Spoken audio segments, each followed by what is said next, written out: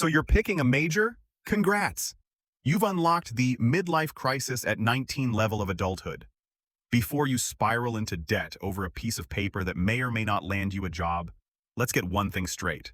This advice is brought to you by Google and ChatGPT, not Socrates. So take it with a grain of salt, or maybe a whole margarita rim. Let's be real. College is not for everyone. If you can't stick to a gym routine longer than 3 days or still think time management is a myth like Bigfoot, maybe don't spend $80K finding yourself. You could literally do that on a backpacking trip and 3 existential breakdowns for cheaper. Here's a hot take no one asked for. Don't pick what you love, pick what you're low-key cracked at. Yeah, passion is cute. Until you're a broke art major eating instant noodles and trading Pokemon cards for rent. Instead, find something you're actually good at. Skill breeds confidence. Confidence breeds cash. Cash breeds serotonin. It's science. Probably. And for the love of Wi-Fi, learn a second language. Start with Spanish. Muchas gracias, afición. Este para vosotros. Life's a marathon, and if you only speak one language, you're basically trying to finish it with one flip-flop and a dead phone. Spanish isn't just for Taco Tuesdays, it's for global careers, meme fluency, and flexing on Duolingo without that owl threatening your sleep. Remember, the real degree you need in life is a BS in common sense, because too many folks out here majoring in Delulu studies with a minor in my parents will pay for it. In conclusion, study something useful. Master a language. Don't go to college just for the vibes, unless the vibes include free pizza. Then, maybe consider it. Welcome to the IT world where everyone's stressed, sleep-deprived, and powered entirely by coffee and Stack Overflow threads from 2012. Working in IT sounds cool until you realize it's 80% Googling error codes, 10% crying in dark mode, and 10% pretending you understand Kubernetes. Let's explore the chaotic cast of characters in this pixelated soap opera. Developers, aka devs, digital bricklayers. They're the ones who build the stuff you click, swipe, and ignore. Developers write code that powers everything from your shopping cart to your Tinder algorithm that still insists you're into people with snakes. Their love language? Stack Overflow. Their nemesis? Bugs. And unlike kids, when code misbehaves, you can't scold it. You just sit there, stare at the screen, and question your life choices until your coffee gets cold. Dev life is 99%, why isn't this working? And 1%, oh wait, I forgot a semicolon. UX/UI designers, the aesthetics avengers. These are the folks making sure your favorite app doesn't look like it was made in 2007 with Microsoft Paint. UX equals how you feel. UI equals what you see. They turn confusing spaghetti layouts into smooth user flows, like Marie Kondo, but for buttons. If you open an app and instantly know what to do, bless a designer. If you rage quit and delete it within 3 seconds, also blame the designer. Balance in all things. Testers, agents of chaos. Testers are paid to break stuff, living proof that you can be destructive and still be productive. Their job is to click all the wrong buttons, input emoji passwords, and try logging in with drop database as a username just to see what happens. They're the crash test dummies of the software world, making sure your app doesn't explode when Karen from accounting hits F5 3 times. System admins. The unsung IT dads. These folks keep the whole system from combusting every Monday at 9 a.m. Sysadmins set up servers, maintain networks, and fix everything you accidentally broke trying to install Chrome extensions that promise free iPhones. When the Wi-Fi dies or your printer gains sentience, they're the ones called in, and they're silently judging your 47 open tabs and suspicious desktop shortcuts.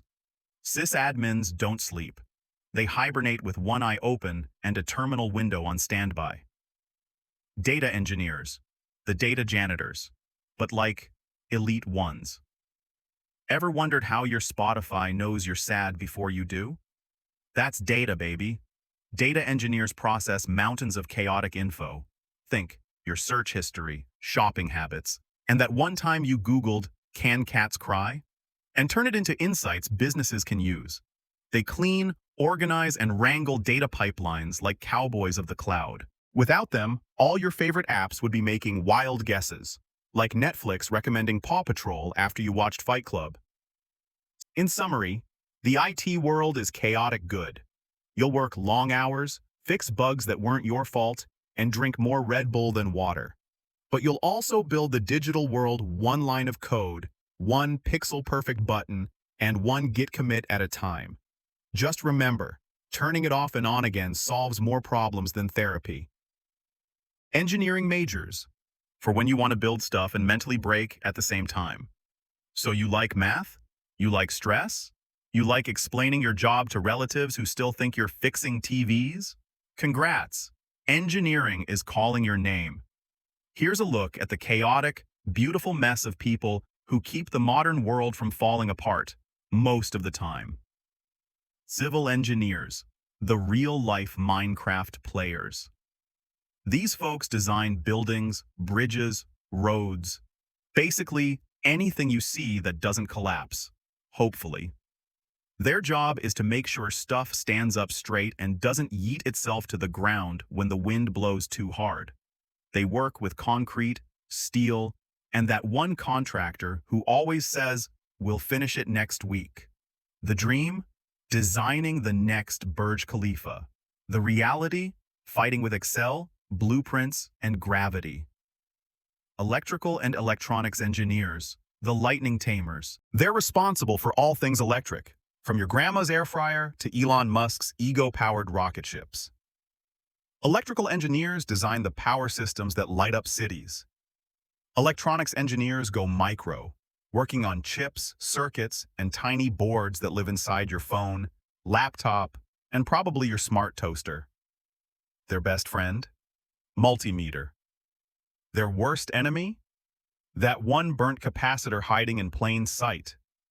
If you've ever said, "Why isn't this working?" while poking a wire, congrats, you're already 20% there. Mechanical engineers, the fix-it gods. If it moves, they probably made it, or at least tried to fix it after someone broke it with a wrench and optimism. Mechanical engineers deal with engines, machines, robots, HVACs, and anything else that has parts you can dramatically yell at. They're basically car guys with calculus, solving real problems like, how do I make this engine powerful enough to go fast but not explode again? Bonus? 50% of their time is spent pretending they know how to weld. Environmental engineers, Earth's last hope. The eco-warriors of the engineering world. They deal with stuff that smells bad so the planet doesn't. From water purification systems to recycling waste to keeping air breathable in LA. These engineers are the MVPs no one talks about because their work doesn't involve robots or explosions. But hey, someone's got to figure out how to keep the river from turning into soup. Also, fun fact, they've mastered the phrase sustainable waste management, which sounds boring, but basically means we stop people from flushing disaster into the ocean. In summary, engineering is where logic meets caffeine addiction. Whether you're wiring buildings, launching satellites, fixing robots, or saving the planet one landfill at a time, you're building the future. Just be ready to answer this question at every family dinner. Can you fix my Wi-Fi? So you want to work in media and marketing? Welcome to the art of selling ice to penguins. Let's be clear, marketing isn't just about slapping ads on Instagram and calling it a day. And communication isn't just making boring things sound exciting. It's making pointless things sound essential, then going viral for it. Communications, the wizards of wordcraft. Communications. People are the spin doctors of the corporate world. You sell tap water for $5? Boom. It's now mountain-infused, emotionally grounded, micro-filtered liquid clarity. Whether it's PR, internal comms, or social media, their job is to make everything seem 20% cooler and 80% more dramatic than it actually is. Also includes internal comms, which basically means writing emails to employees that 87% will ignore unless you add free pizza in the break room. Marketing. It's not ads, it's strategy. Bro. Marketing is like dating. You research the person, market research, You figure out what they like, targeting. You act like you're what they want, branding. And when it doesn't work, you cry, adjust, and try again. Campaign optimization. Marketing isn't just about running ads. It's about market research, reading customer minds without being creepy. Jury's still out. Product positioning. Making your product seem like the product. Like, who needs another candle? But wait, this one is soy-based with hints of divorce and empowerment. Sold. Campaign planning. Mapping out who sees what, when, and why, and praying it works. Measuring and adjusting. Did it flop? Rebrand. Blame the algorithm. Start again. A relatable case study. Let's say you notice Valentine's Day is coming, and so is the situationship panic. You spot an opportunity. People want romantic getaways but hate gross motels. So you launch a chain of homestays. Clean, affordable, and with free beer plus boiled peanuts for maximum Gen Z appeal. Now you. Research. What does Gen Z hate? Crusty blankets and hidden cameras. Position. This is not a motel. It's a vibe, a safe space, an aesthetic sanctuary for chaotic lovebirds. KOL strategy. Hire a TikTok couple to stay there, rate it a solid 9.5, just like my girlfriend. Ad placement. Drop ads where the thirsty scroll, YouTube pre-roll, Tinder, and Spotify's Sad Bops playlist. Optimize. If bookings flop, maybe remove the peanuts. Or stop targeting retirees with TikTok ads. Just saying. In summary, marketing and comms is part psychology, part sales, part panic, and 100% delulu. You're not just selling a product, you're selling a lifestyle, a mood, a core memory. And if it doesn't work, rebrand. Again. And that's all. For now? Yeah, there are more majors, but I ran out of caffeine and motivation at the same time. Classic. If your dream career wasn't roasted here yet, don't worry. Part 2 is loading, eventually. Until then, follow your dreams, but have a backup plan. This has been Lamayo Truth, where career advice meets chaos. Smash that subscribe button like it's your student loan debt, and turn on notifications so you don't miss the next round of existential comedy. Stay delulu, stay curious. Peace out.